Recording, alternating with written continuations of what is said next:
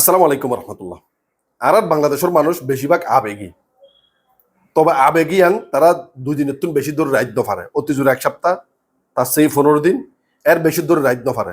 তার প্রমাণিত দেখি জুলাই আন্দোলনের পরে বাংলাদেশের বেশিরভাগ মানুষ স্লোগান দিয়ে দেখি দিল্লি না ঢাকা, দিল্লি না ঢাকা, ইল্লা করি করি এ ভারতের ভিসা বন্ধ হওয়ার ওয়ারে স্লোগানই বা দেওয়া শুরু করছি, বা জুলাই আন্দোলনের পরে স্লোগানই বা দেওয়া শুরু করছি। এখন যেটা 12,000-20,000 আবার চালু হইয়ে যারা দিল্লি না ঢাকা স্লোগান দিয়ে ইতারাই আবার নিউজত মাঝে দেখি 2-2.5 লাখ মানুষ এ ভারতত যাবে না বলি ফলো দেখি কেউ তোরা কি আবেগ ধরে রাখতে পারো? এই ভারতত মধ্যে মুসলমানের প্রতিনিয়ত তারা অপমান করে, মুসলমানদের মসজিদ ধর্মীয় উপাসনালয় তারা ভাঙি ফেলে।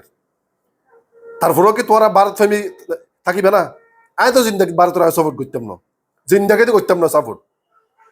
কারণ তারা মুসলমানদের রক্ত লইলে তারা খেলা করে, মুসলমানদের তারা বোল্টুজার দিয়ে তারা ফিসি মারে নারায়ণ দেহির। গত হালিও বড় একখান মসজিদ ভাঙ্গি ফেলে গিয়ে এই ভারতের মধ্যে।